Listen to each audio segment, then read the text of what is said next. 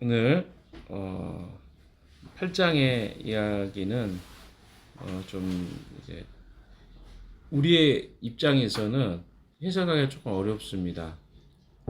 왜냐하면 이게 어떤 의미가 있지라고 하는 것이 본문에 정확하게 나와 있지 않기 때문에 그렇습니다. 그래서 에브라임 지파와 또 다른 이스라엘의 사람들의 반응들도 차이가 좀 있고요. 그것에 대해서 기드온의 반응도 차이가 있습니다. 이것을 어떻게 이해해야 될지 같이 말씀을 보면서 함께 이해를 해가는 시간이 되었으면 좋겠습니다. 먼저 에브라임 사람들이 기드온에게 이야기하는 이야기를 한번 보십시오. 장군께서는 미디안과 싸우러 나가실 때 우리를 부르지 않으셨는데 어떻게 우리에게 이렇게 하실 수 있습니까? 그들이 기드온에게 거세게 항의했다라고 이야기합니다. 미디안 사람들에게 이제 전투가 벌어졌을 때 나중에 에브라임 사람들을 불렀죠. 원래 에브라임 지파는 유대 지파, 그러니까 이스라엘 지파에서 가장 큰 지파입니다. 그런데 이번 전투에 참여를 안 했어요. 납달리 지파라든가 다른 지파들은 참여를 했습니다. 작은 지파들은. 그러나 에브라임 지파는 이스라엘이 가장 큰 지파임에도 불구하고 부르지도 않았고 참여도 안 했습니다. 근데 우리가 기억이 좀 나셔야 됩니다. 이 기드온이 어느 지파에 속했습니까? 므낫세 지파에 있었겠죠. 예, 기억을 못 하실 것 같아서. 그래서 이 므낫세 지파의 작은 자라고 했습니다. 근데 에브라임 지파는 가장 큰 지파의 사람들입니다. 그래서 이들이 이야기하는 말 속에 여기서는 뭐 해석되기 어렵지만 의미를 들여다보면 이들이 서운해하는 것은 이것입니다. 이스라엘이 이겼어요, 전쟁에. 이기고 있습니다. 그러니까 거기에 자기들이 이렇게 큰 지파가 함께 참여하지 못한 것에 대해서 서운해하고 또 그것으로 인해서 지금 항의하는 내용인 것이죠. 그래서 기드온에게 그들이 거세게 항의합니다. 2절에 보시면 그가 기드온이 이야기하죠. 이번에 내가 한 일이 당신들이 한 일에 비교나 되겠습니까? 이건 진정시키는 겁니다. 그들은. 근데 여기 보면 에브라임이 떨어진 포도주를 주는 것이 아비에셀이 추수한 것보다 낫지 않습니까? 그러니까 이 말만 들으면 무슨 말인지 모르는데 방금 제가 이야기했던 것을 좀 생각하면서 에브라임 지파는 떨어진 포도만 주어도 아비에셀은 므낫세잖아요. 므낫세 지파에 속한 사람이 추수를 한 것보다 훨씬 낫지 않냐. 그렇게 대단한 지파가 너희 지파다. 이해되시죠? 그렇게 우리는 좀 그런 소수고 너희는 아주 오래전부터 다수고 그런 굉장한 지파 아니냐. 그리고 3절에 보시면 하나님 미디안의 우두머리 오렙과 시앱을 당신들의 손에 넘겨주셨습니다. 그러나 내가 한 일이 어찌 당신들이 한 일에 비교나 되겠습니까? 그러니까 내가 어떤 일을 하긴 했지만 이것이 당신들이 한 일, 우두머리를 당신들이 잡지 않았습니까? 이것과 어떻게 비교가 되겠습니까? 이런 이야기거든요. 굉장히 말을 잘했죠. 기드온이. 이런 말을 하니까 그들의 노염이 풀렸습니다. 당연히 지도자 서사가 이렇게 말하면 굉장히 으쓱해졌겠죠. 에브라임 지파. 그래서 너가 풀린 거예요. 자, 기드온이 4절부터가 다른 이제 사람들하고 문제입니다. 그가 거느리는 군사가 몇 명입니까? 300명과 함께. 이게 되게 성경이 재미있게 표현해요. 300명과 함께 요단강을 건너서 지친 몸이지만 계속 적들을 추격하였다. 자, 조금 이해할 수 없는 이야기가 나옵니다. 5절 한번 읽어봅시다. 시작. 기드온은 숫곳에 이르렀을 때 그곳 사람들에게 사정하였다. 나를 따르는 군인들이 지쳤으니 그들에게 빵거리를 좀 주십시오. 나는 미디안의 두 왕 세바와 살문나를 추격하고 있습니다. 6절을 한번 지도자들이 하는 이야기도 들어봅시다. 시작. 이 말을 들은 숫곳의 지도자들은 우리를 보고 당신의 군대에게 빵을 주라니 세바와 살문나가 당신의 전화기에 들기라도 하였다는 말이요 하고 미안해 버렸다. 자, 여러분 이거 왜 이렇게 했을까요? 숫곳의 사람들 이해를 잘 안 되죠. 근데 이거는 금방 이해가 됩니다. 제가 말을 여러분에게 드리면 왜냐하면 스콧의 사람들은 이런 생각을 했던 것 같아요. 군대가 몇 명이라고 그러죠? 300명이에요. 근데 살몬과 그들이 이제 세바와 살문나가 여전히 쫓기고 있는 신세지만 몇 절이 나옵니까? 군대가 15,000명이 여전히 남았어요. 10절에 보시면 10절 한번 읽어볼까요? 시작. 그때 세바와 살문나는 겨우만 5,000명의 군대를 데리고 갈골의 진을 치고 있었다. 제가 웃기다고 이야기한 게 이거예요. 300명의 군대가 겨우 15,000명을 쫓고 있었습니다. 이런 표현이 성경에 이렇게 표현되어 있어요.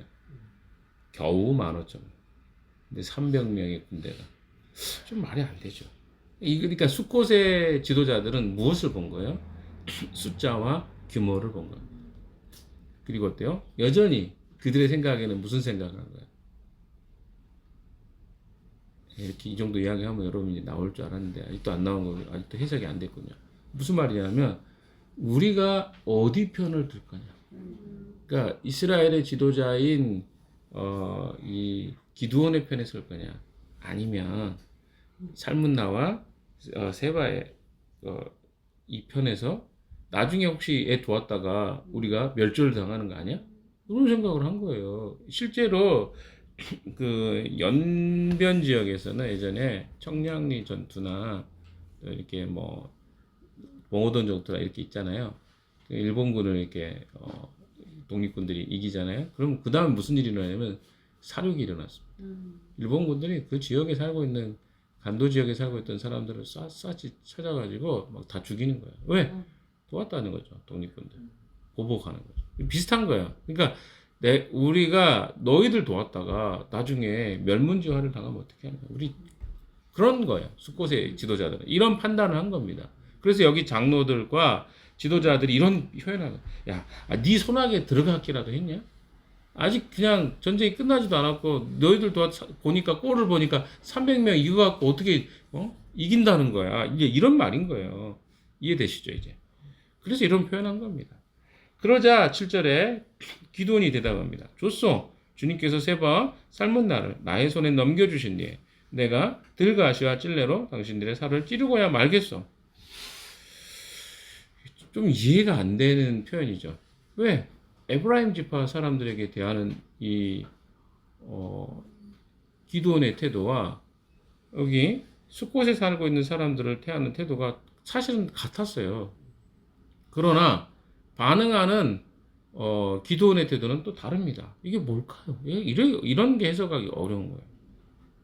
자, 조금 더 가봅시다. 8절에 이야기한 것처럼 분우엘이라는 지역에 올라갑니다. 거기에서 기드온이 분우엘로 올라가 그곳 사람들에게도 같은 사정을 해보았지만 분우엘 사람들의 대답도 숫곳 사람들 이들은 현실적인 것을 본 거예요. 어떻게?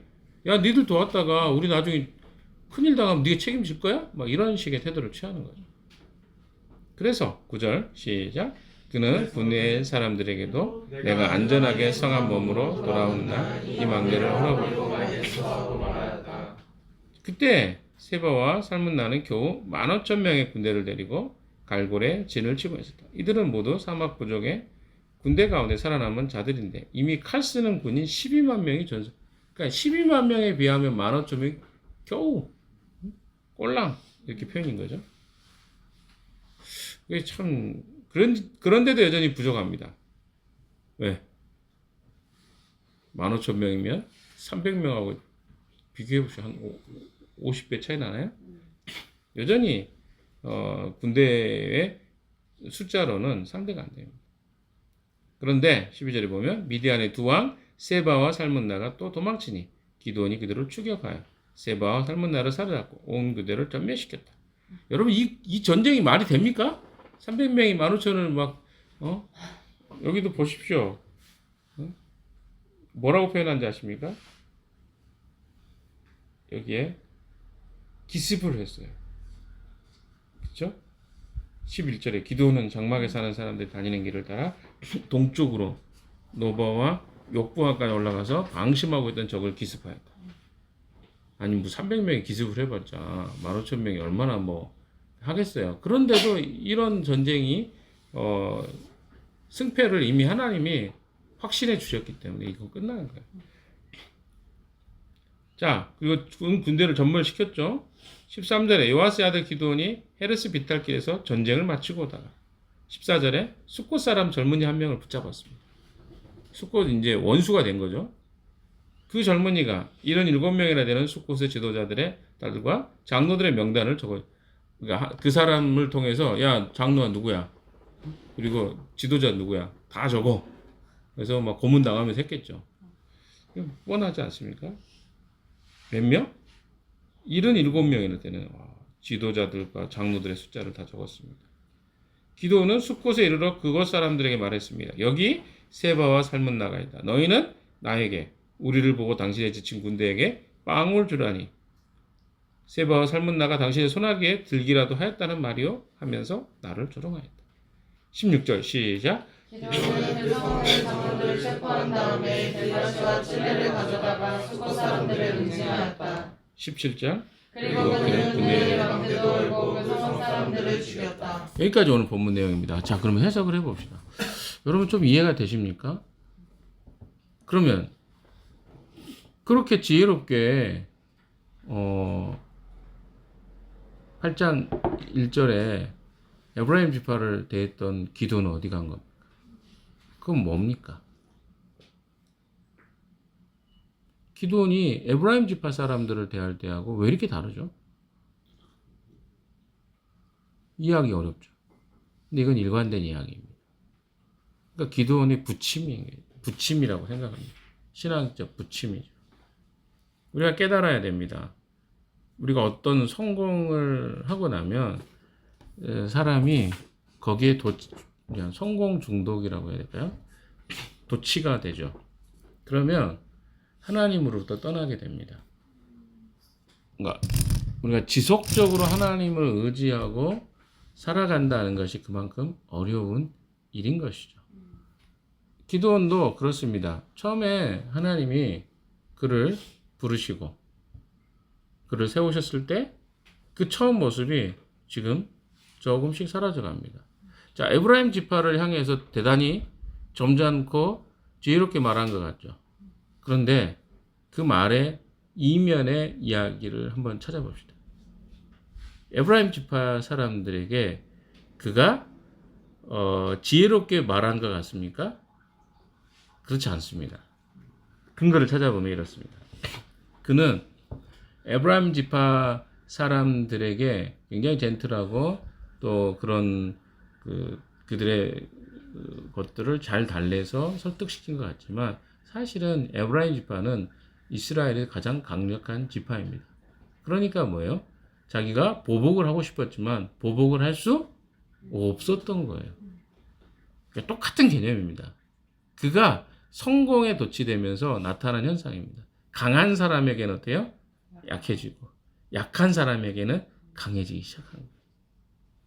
굉장히 위험스러운 증상이 나타나는 거예요. 그러니까 하나님이 그 승리를 약속해 주셨기 때문에 기드온이 승리는 하지만 그가 하고 있는 숫곳과 분해의 사람들, 자 여러분 생각해 보십시오. 똑같이 할 수 있었어요. 숫곳과 분해의 사람들에게도.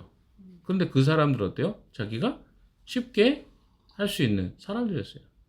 그러니까 아주 악랄한 방법을 동원하죠. 보복하는 거예요. 여러분 우리는 굉장히 우리가 어떻게 보면 기드온의 입장에서 사람들 생각할 때 너무 그건 나쁘지 않아요? 숫곳의 사람들, 분해의 사람들 당연한 거 아닙니까? 이렇게 생각할지 모르겠어요. 여러분 안에. 굉장히 여러분 안에도 기드온과 같은 생각들이 있는 거예요. 성공에 중독되고 도취되면 마땅히 자기 성공에 따르는 또 그것에 함께하지 않는 사람이나 이런 사람들에 대해서 보복하고 징벌하는 것이 당연하다고 생각합니다. 그런데 여러분 제가 아까 이야기했죠. 300명으로 15,000명 아니 아까 12만 명이면 죽었다. 그러면 그 군대만 봐도 13만 5천명 아닙니까? 이 군대와 300명이 어떻게 전투에서 이길 수 있겠어요? 이건 다 어디서 온 겁니까? 하나님으로부터 온 거예요. 그럼 만약에 그가 정말 하나님으로부터 이 승리를 얻었다고 생각하면 어떻게 해야 돼요? 하나님의 은혜와 자비로 그들을 긍휼과 은혜를 베풀어 주신 것처럼 그의 백성들에게 이런 동일한 태도와 행동을 했었어야 돼요. 그런데 어떻습니까? 하나님의 태도와 이 기도원의 태도가 다르잖아요. 이게 무슨 말이냐면 우리가 어떤 성공을 겪고 어떤 하나님이 주시는 은혜를 받으면 내가 은혜 받은 줄 몰라요. 여러분 이스라엘 백성들이 그냥 은혜 받은 게 아니에요. 하나님이 그들을 궁유력을 주셨기 때문에 그들이 은혜를 받은 거예요. 왜? 계속해서 그들이 반복했잖아요. 실수하고 하나님 떠나고 우상 섬기고 기도원 역시도 바알신과 아세라신을 섬겼잖아요. 근데 어때요? 거기서 은혜 받아서 자기도 비관적이었잖아요. 그러니까 이스라엘 백성들의 상태는 다 기드온과 같은 상태였어요. 그런데 그것을 어떻게 해요? 이해하지 못해요. 자기는 바뀌었기 때문에. 자기의 시선과 생각이 바뀌었기 때문에 바뀌지 않고 있는 사람들을 향해서 어떻게 합니까? 비난하고 그들의 복수하는 것을 보게 됩니다. 여러분 이것이 복음을 받아들인 우리의 삶의 모습하고 비슷하지 않습니까? 우리가 처음에 복음을 받아들일 때 하나님의 은혜와 자비 속에 어둠에서 저 깊은 죄 가운데 건짐을 받았어요.